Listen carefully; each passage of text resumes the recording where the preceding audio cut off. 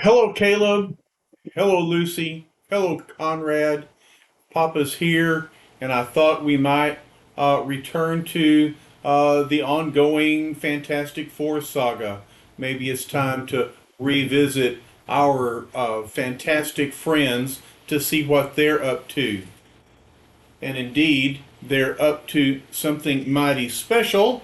This story is titled The Sentry Sinister.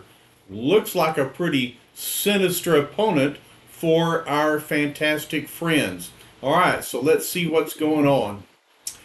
All right, how can the fabulous vacationing FF survive the deadly attack of the Sentry Sinister? So, we start our story back at the Baxter building, and look, there's the thing holding up this monstrous whatever. All right, he is so strong. And Reed is very grateful. He says, "Good work, Ben. By removing that power core, no creature from the negative zone will ever again be able to enter our world through the open barrier door." Okay? We suspect that Reed Richards is referring to the invader named Blastar. All right, whom the FF dramatically defeated last ish. Do you remember? Sure you do. I hope you do. That was a great story when Blastar and Sandman allied each other against the Fantastic Four, and they barely defeated that powerful alien. Well, the thing fusses. Do you always have to get on a blasted talking kick every time I'm holding something? And but Reed is distracted. He's not paying any attention to Ben. He's saying, "Sue, what is it, dear? What's wrong?" Do you realize that you two have been working for over a week without rest? Maybe it's your idea of a great way to enjoy this lovely spring weather, but it isn't mine. So Sue's being kind of fussy about how hard at work her two companions are. And Reed then kind of loses his temper. "For crying out loud, Sue, use your head for a change." By the way, that's no way to talk to your wife. How could we get any rest? How could we relax for a minute so long as danger threatened? As leader of this temperamental team, I've got to do my job no matter what. "Well, that's it, Mr. Richards," says his wife. "Yell at me. Act like a typical husband. You never talked to me like this before we were married." And so then they all cuddle up, and Reed says, "I'm sorry, Sue darling. You know I wouldn't hurt you for the world." And then he says, "It's time we all took a vacation." Of course, the Fantastic Four never get a real vacation away from threats, because those threats are everywhere. And so then the thing says, "That sinks it. It's bad enough when you make a human Derek out of me, but if I gotta stand and listen to that yucky mush any longer, forget it." Do y'all ever feel that way, kids, when your mom and dad are getting all mushy with each other? Yuck, mushy. Okay. And Reed says, "Sorry, old friend, I forgot you were there. You can put that down now, Ben, any place, and start packing, big fella. We're going to vacation our fool heads off." And then he says, "I'm taking a back seat here. You two can even pick the spot." So he's going to let Sue and Ben decide where to go. Well, of course, we have to switch scenes as a mood of growing excitement sweeps through the top stories of the world famous Baxter building. An event is occurring halfway around the globe, an event which will be of more than passing interest to all true believers. Of course, we wouldn't be paying attention to this if it didn't matter to us. And so here's two people, and one of them says, "I tell you, there's nothing on this island, Professor. Even mosquitoes wouldn't want to be stuck on this crummy nowhere place." "But," says the professor, "we're not searching for mosquitoes, my friend. We seek something far more wondrous, and I know we shall find it here." "Okay," says the guide, "so long as you pay me for this wild goose chase, I'll string along." But you know something? Any joker who would toss good dough away searching for something that don't exist doesn't need a guide. I figure you should have hired a keeper. And the professor says, everyone thinks I'm mad. I know how he feels. I'm not mad. I know we're on the right track. I know there was once an alien civilization which ruled this planet before the dawn of history, and my research proves that it was on this very spot that they landed. It was here that they lived. They called themselves the Kree. And they, wait, look, over there, we found something. What have they found? It's the spire, the one I read about in the ancient tablets of the Incas. Now, according to the ancient Inca legends, all I need do is point this broken hand of the lost idol at the spire and it's working. It's starting to glow. Look, it's emitting energy waves. Zzzt. The guide says, and all this time, I thought you were just a crackpot. Crack! Look out! The whole blame hill is cracking up. There's something under it, pushing up. It's the secret mechanism, the long hidden device, which will expose the steps leading to the Kree.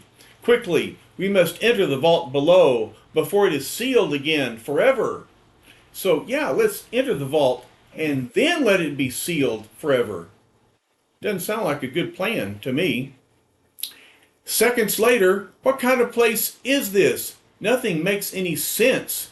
It's just a lot of crazy junk. I don't like it, Professor. Maybe we ought to start heading back. Head back? Asks the professor. When we're on the verge of the greatest discovery of the ages? Don't you realize what you're looking at, man? We are walking where humans never before have trod, viewing artifacts that were never made on Earth. So, well, I think I'd be kind of interested. Suddenly, the two awe-stricken intruders find themselves within a gigantic cavern, such as no mortal men have ever seen before. I don't get it. What's this? Where are we now? Incredible as it may seem, we are standing upon the site of a spaceport, one that was already old when the human race was merely entering its infancy. Then these are the ruins of ancient spaceships? Yeah, you're right. I can see it now. But where did they come from? Whose were they? This guy hasn't been listening. They belong to that mysterious long-dead race known only as the Kree. Wait, what is it? What are you doing? There's something alive there in the shadows. It's coming toward us. Crack, and he shoots off his pistol. Look at the size of it. It's a monster. It is big.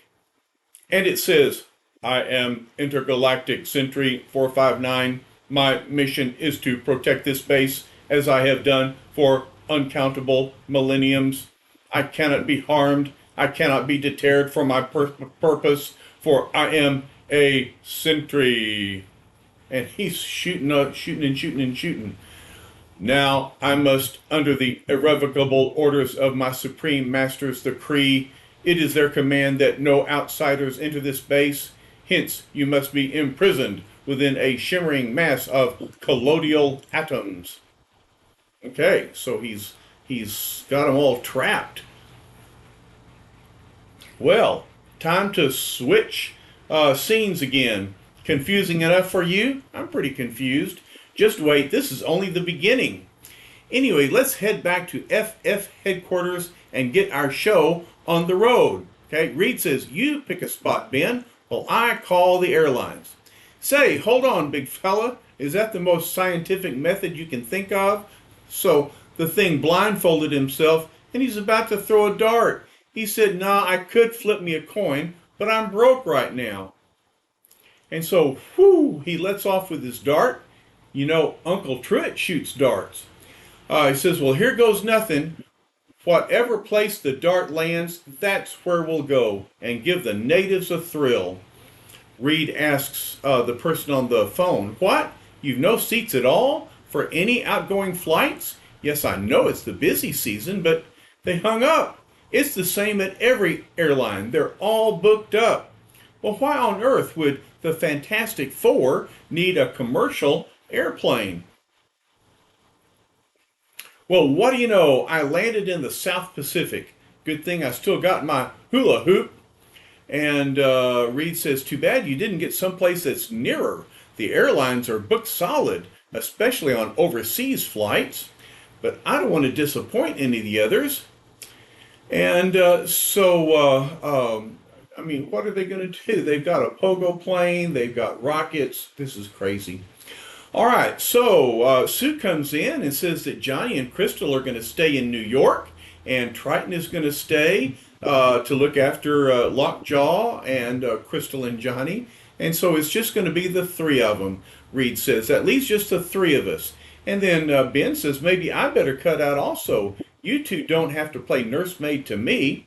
Nonsense, Ben. With Alicia out of town, you'd only get into trouble without us. Besides, you've been waiting for this vacation as eagerly as a kid. The only problem is I wanted Sue to relax on a jetliner, but we'll have to take our pogo plane instead. Oh, that's just too bad. If I had my own pogo plane, I'd be taking it everywhere. And Ben says she'll relax all right, Stretcho. You'll talk her to death before we're halfway there. Thus, a few minutes later, as the FF's famous pogo plane gets its final checkout, Triton carries the luggage, and Sue says thank you, and Johnny says, don't worry about us, sis. You just go and enjoy yourself. And then Reed says, someone tell Ben we're ready to take off. And then at last, it's time to blast off. Old Blue-Eyed Benjamin will handle the controls so's you kids can hold hands back there. That is, if you can get Stretcho to stop swallowing encyclopedias long enough. Sue says, I didn't even let him bring a newspaper this trip, Ben. And so Reed waves to everybody else. Have fun, group. See you in a few days. Johnny is at the controls. He says, don't rush on our account, brother-in-law. I'll activate our sliding roof as soon as you signal for clearance. Have yourselves a blast, partner. And of course, that's literally a blast as they blast off. And so the uniquely powerful pogo plane zooms upward, straight for the edge of space, from which it will glide down again, halfway across the globe. Shoom! Okay, Ben, we've reached our pivotal point, so let her go. Sheesh, one thing that really bugs me is a backseat pogo driver. Yeah, Ben knows how to fly this thing. He was a test pilot before he was the thing. Did y'all remember that? While many miles below, as the speeding plane plummets downward, here we find the Sentry. Because obviously, this is where the FF are going to land. Since the intruders have awakened me from my sleep of ages, I must follow my prescribed ritual. I must position the unfailing vibro screen in case others may follow. It is done. Now any others who dare intrude will be hurled to their doom by a blanket of unseen vibrations with which I have covered the aisle. Click. Since the vibro screen is composed of the Kree color spectrum, it will be totally invisible to human eyes until it is too late. Oh no, he's got a protective screen over the entire island. Okay, Frantic One, our stage is set, our cast assembled, our prologue ended, finally. So what are we waiting for? Here we are, kiddies. This is the little hunk of heaven old Blue-Eyed Benjamin picked for us. Oh, and Sue says, it looks so lovely, Ben. So quiet and restful. Anything but. And Reed says, heads up, both of you. I don't like what I see. Something is registering on the instrument panel. Something strangely ominous. Let me have those controls, Ben. Hold on to Sue. We're in trouble. Big trouble. We're striking some sort of invisible vibration field. It's trying to shake the plane to pieces. It's too late to stop, but if we continue, we're done for. You summed it up like a living doll, mister, says Ben. Now, tell us what to do about it. Quick, into your chutes. I'll hold on to the controls as long as possible. Don't just sit there, Ben. Move. Nuts, replies Ben. You ain't the only cornball hero on this team. You bail out with Susie. No, none of us must sacrifice ourselves. We've all forgotten the one thing that may save us. And of course, that's Sue's invisible shield. It can act as a buffer, shielding the plane from the deadly vibrations. But even though you've saved the ship, I can't set her down vertically inside your force field. We'll have to take our chances on a horizontal landing. But the ship wasn't built for horizontal landing. She's designed to come down on her upright takeoff fins. I know it, darling, but we haven't any choice. I can't straighten her out with your force field around us, and you don't dare remove the field even for a second. So stand by. Prepare for a crash landing. Don't worry about Susie, pal. I'll cushion her in my arms. She'll be okay. Just stay with it, mister. Stay with it.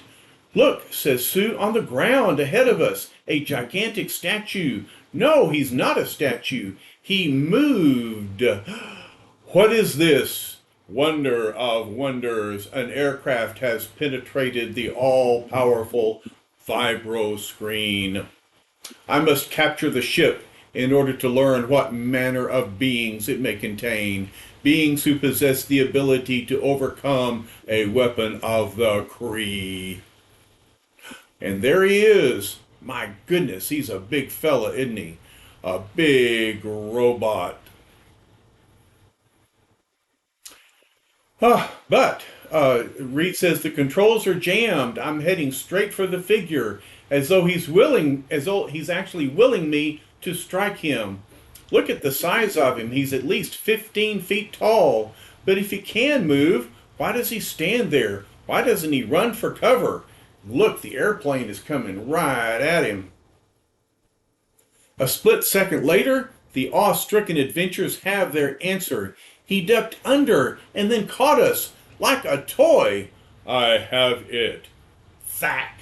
And he grabbed hold of the pogo plane. They all jump out. Reed says, I don't know what we're up against, Ben, but let's find out. Order you to halt. I am a sentry. It is my duty to guard. This area has been designated as a spaceport to be used only by the Kree race. Thus you are invaders, and as such it is my duty to repel you in the name of the Kree race. Okay, Buttercup, says the thing. You made your point. Now Lego that ship or I'll demolish you in the name of my ever-loving Aunt Petunia. Uh-oh, there's something opening in his chest. Heads up, Stretcho. It's some kind of blast ray. Zock! And it blasts. Stay back, Ben. I know how to handle this. By wrapping myself around his chest, I'll block any further beams from that ray of his. Most impressive. This alien world has spawned a strange new type of beings since my last awakening. Don't cover up all of him, lover boy. Leave something for me to zero in on. So, Thing wants to punch him. But before the orange-skinned powerhouse can reach his target, oh, says Mr. Fantastic. He's stronger than I thought. He wrenched me loose by increasing the pressure of his high-velocity chest weapon. I can't hang on any longer. And so he unravels. This is the last time you'll use that nutty gizmo, Sweet Pea. Pow! And Thing crunches him right in the chest. That'll stop him with his control panel busted up. He won't be able to... Hey, I don't get it. Your key words are untranslatable, but I grasp your meaning. I am no mere robot. How come you're still moving? I thought if you tear up a robot's little pinwheels, it puts the kibosh on him. I don't care what you are. The only thing that grabs me is it's clobbering time. Boom! And so the thing clobbers the Sentry, but I suspect this is not the end of this epic battle between the Sentry and three of our fantastic friends. All right, well, we'll pick it up here next time, and I'm looking forward to seeing more of the battle with the Kree Sentry. What about you? See y'all later.